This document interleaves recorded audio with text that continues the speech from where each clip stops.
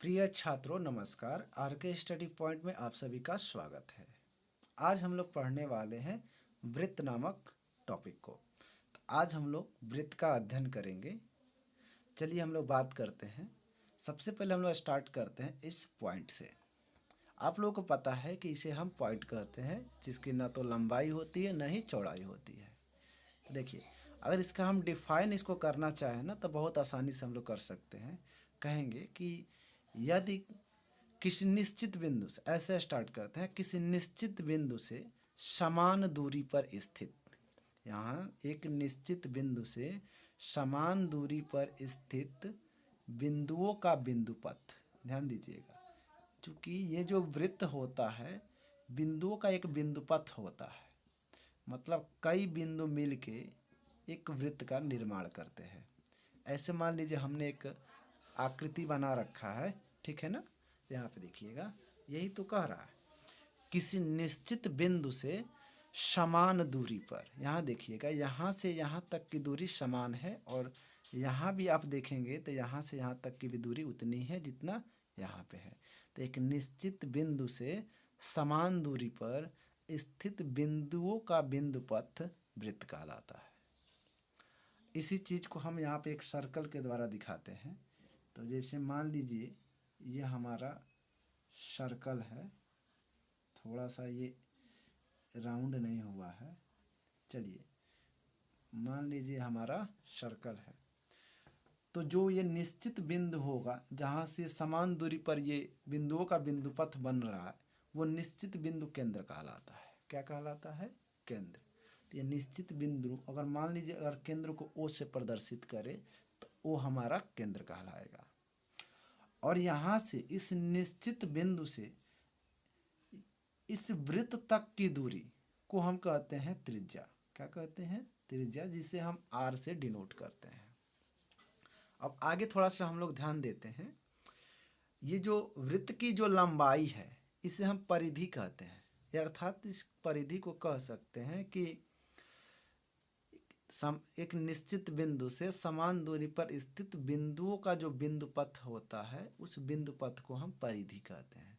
मतलब यदि कोई व्यक्ति यहाँ स्थित होकर एक वृत्ताकार मार्ग से फिर उसी पर वापस आ जाए, मतलब अगर यह सर्कल है, यहाँ ए पर कोई व्यक्ति है, चाहे कोई भी कुछ भी हो, यहाँ से चल के फिर उसी पर वापस आ जाए तो जितनी दूरी वह चला है वो हमारा परिधि के बराबर है।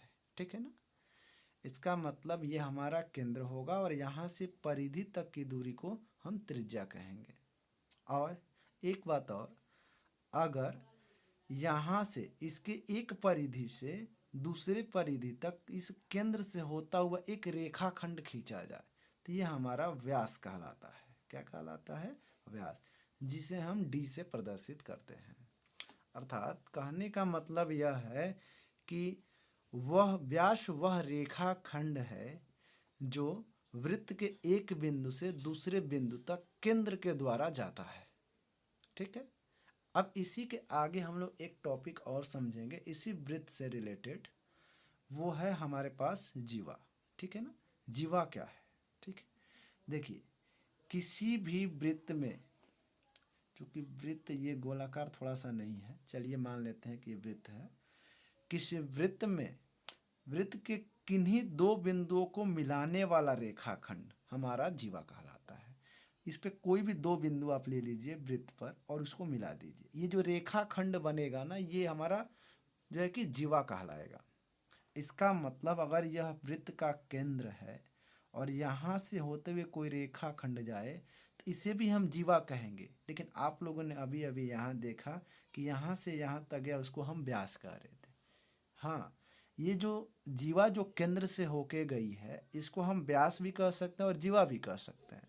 इसका मतलब व्यास भी जीवा हो सकता है, जीवा भी व्यास हो सकता है, लेकिन इस वृत्त की जो सबसे लंबी जीवा होगी वही वृत्त का व्यास होगी। तो एक डेफिनेशन भी निकल के आया कि वृत्त की सबसे लंबी जीवा वृत्त का व्यास कहलाती है।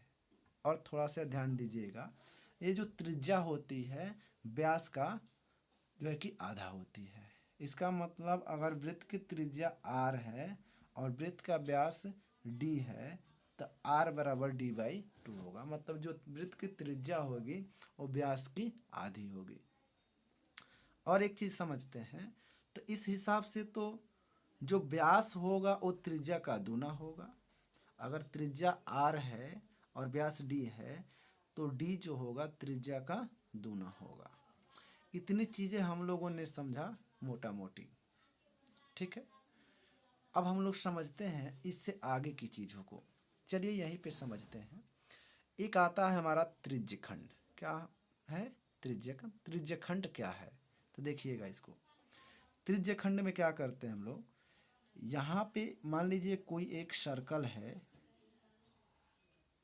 यहाँ पे एक हमने सर्कल बना दिया है। चलिए यहाँ पे एक सर्कल बना दिए हैं।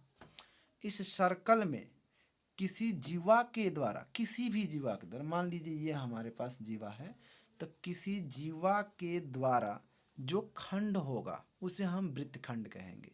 क्या कहेंगे? वृत्तखंड। अभी त्रिज्यखंड की भी बात किया जाएगा। तो इसमें देखिए, इसमें जो है कि दो पार्ट हो गए हैं, एक बड़ा वाला एक छोटा वाला। तो जो छोटा होगा उसे हम लघु वृत्तखंड कहेंगे। क्या कहेंगे? लघु वृत्तखंड। और जो बड़ा वाला जो पार्ट होगा उसे कहेंगे दीर्घ वृत्तखंड। दीर्घ वृत्तखंड। ये हमारा हो गया यहाँ से लघु वृत्तखंड और ये हो गया हमारा दीर्घ वृत्तखंड। तो आप लोगों ने इसमें ये चीज़ जाना कि वृत्त किसे कहते हैं, वृत्त की त्रिज्या क्या है, वृत्त का व्यास क्या है, वृत्त की परिधि क्या है, वृत्त की जीवा क्या है। अब हम लोगों ने पढ़ लिया कि लघु वृत्तखंड क्या है, दीर्घ वृत्तखंड क्या है। अब हम लोग बात करते हैं त्रिज्यखंड की। तो चलिए इसको थोड़ा सा इरेज कर दिया जाए तब आगे समझते हैं।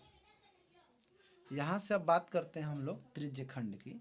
तो देखिए त्रिज्यखंड समझते हैं। त्रिज्यखंड क्या है? देखिए मान लीजिए ये कोई सर्कल है यहाँ पे, ये हमारा केंद्र है। तो कोई भी सर्कल होगा, वृत्त होगा, तो उसका केंद्र जरूर होगा। इस केंद्र के द्वारा मान लीजिए यहाँ पे एक त्रिज्या है और यहाँ से केंद्र से परिधि तक की दूरी को त्रिज्या कहा जाता है। अभी अभी हमने बताया है। मान लीजिए ओ हमारा केंद्र है, ओ ए त्रिज्या है, यहाँ पे बी से दिखाते हैं। ओ ए और ओ बी दोनों बराबर होगा क्योंकि वृत्त की सभी त्रिज्याएं बराबर होती हैं। तो इस हिसाब से अगर हम देखेंगे तो इनके त्रिज्याओं के द्वारा जो है कि दो खंड मिल रहे हैं हमको, एक छोटा वाला एक बड़ा वाला। तो अगर किसी वृत्त में उनकी त्रिज्याओं के द्वारा जो खंड होता है उसे हम त्रिज्यखंड कहते हैं। लेकिन प्रश्न आता है कि इसमें दो खंड हुए हैं, एक छोटा वाला एक बड़ा वाला, तो इसका नाम हम रख देंगे दीर्घ त्रिज्यखंड। क्या नाम हो जाएगा? दीर्घ त्रिज्यखंड। ये छोटा वाला चूंकि लघु, छोटा का मतलब होता ही है लघु, तो इसका हो जाएगा लघु त्रिज्यखंड। लघु त्रिज्यखंड।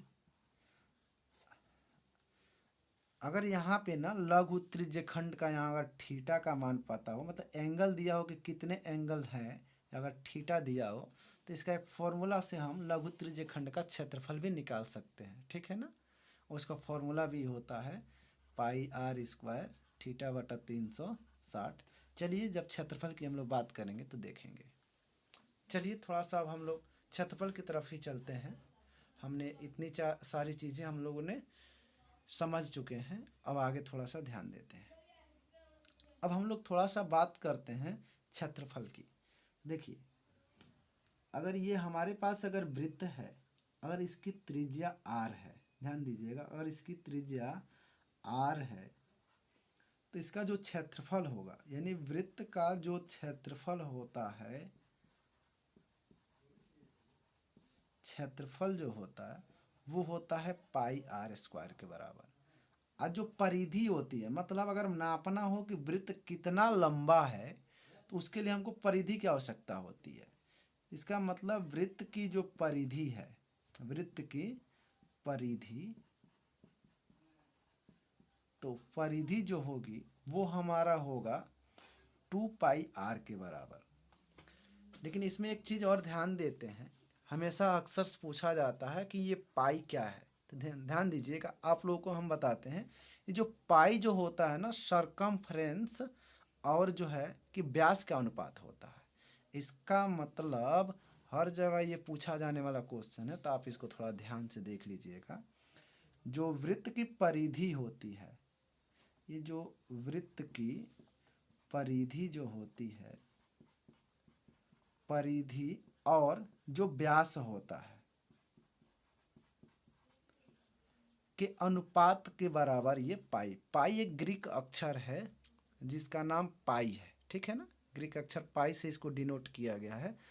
तो जो कि वृत्त की परिधि और व्यास के अनुपात को ही पाई से डिनोट किया गया है। तो पाई कुछ और नहीं है, परिधि और व्यास का अनुपात है, ठीक है ना। यहीं से हमारा ये फॉर्मूला आया है वृत्त की परिधि। ध्यान दीजिए कैसे आया है, थोड़ा सा देखिएगा।